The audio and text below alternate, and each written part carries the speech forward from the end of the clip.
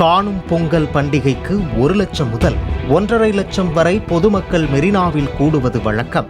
இதற்கு 16,500 காவல்துறையினரும் 1,500 ஊர்காவல் படையினரும் என 18,000 பேர் பாதுகாப்பு பணியில் ஈடுபடுத்தப்படுவது வழக்கம் என்று கூறப்படுகின்றது.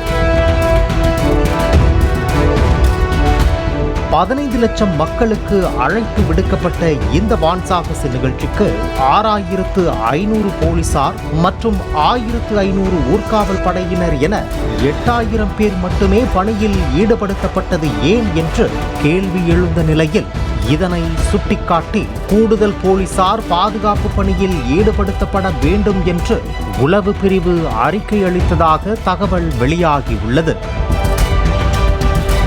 மேலும் லட்சக்கணக்கான மக்கள் ஒன்று கூடும் போது அதற்கு தேவையான குடிநீர் உள்ளிட்ட அடிப்படை வசதிகளும் மருத்துவ தேவைகளையும் செய்ய வேண்டும் என எச்சரிக்கை செய்யப்பட்டதாகவும் கூறப்படுகின்றது.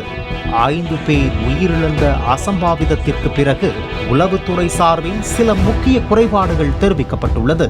குடிநீர் வசதிகள் செய்யப்பட்டு இருந்தாலும் அது லட்சக்கணக்கான மக்களுக்கு போதுமானவையாக இல்லை. பாதுகாப்பு காரணங்களை காண்பித்து மெரினா உட்புறச் சாலையில் வழக்கமாக இயங்கி வந்த குடிநீர், கூல்ட்ரிங்க்ஸ் கடைகள் அகற்றப்பட்டது. கையில் கொண்டு வந்த குடிநீர் தீர்ந்த பிறகு காசு கொடுத்து வாங்குவதற்கு கூட மெரினா உட்புறச் சாலையில் கடைகள் இல்லை என தெரிய வருகிறது. வான் சாகச நிகழ்ச்சி ஒரே இடத்தில் ஒன்று கூடி தரையில் பார்க்கும் வகையிலான நிகழ்ச்சி அல்ல.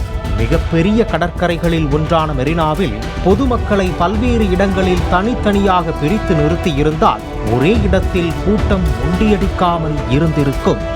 காலை 7 மணி தொடங்கி 11 மணி வரை பல்வேறு பகுதிகளில் இருந்தும் திரண்டு வந்த மக்கள் ஒன்று கூடி நிகழ்ச்சியை பார்த்துவிட்டு 1 மணிக்கு நிகழ்ச்சி நிறைவடைந்ததும் ஒரே நேரத்தில் அத்தனை கூட்டமும் ஒரே வழியாக சாலைக்கு வந்ததே நெரிசல் ஏற்பட காரணம். 17 இடங்களில் சென்னை போக்குவரத்து காவல்துறையால் வாகன நிறுத்தும் இடம் ஏற்பாடு செய்யப்பட்டும் போதுமானதாக இல்லை என்றும் பலர் வாகனங்களை ஆங்காங்கே சாலையில் நிறுத்திவிட்டு நிகழ்ச்சிக்கு வந்ததும் கடும் நெரிசலுக்கு காரணம். குறிப்பாக விவேகானந்தர் இல்லம் முன்பு விமானப்படையின் அதிகாரிகள் மற்றும் முக்கிய விருந்தினர்கள் அமர்ந்திருந்த பகுதியை சுற்றி மட்டுமே பெரும் கூட்டம் ஒரே இடத்தில் ஒன்று கூடியது. நேப்பியர் பாலம் முதல் பட்டினம்பாக்கம் ஸ்ரீனிவாசபுரம் பகுதி வரை பறந்து விரிந்துள்ள கடற்கரையில் அந்தந்த திசையில் இருந்து வருவோரை ஆங்காங்கே பிரித்து நிறுத்தியிருந்தால் சுலபமாக ஆங்காங்கே குடிநீர் வசதிகளை ஏற்படுத்தி கொடுத்திருக்கலாம் என்று உளவுத்துறையினர் சுட்டிக்காட்டி அறிக்கை அளித்துள்ளதாக தகவல் வெளியாகியுள்ளது. பாலிமர் செய்திகளுக்காக செய்தியாளர் சரவணகுமார்.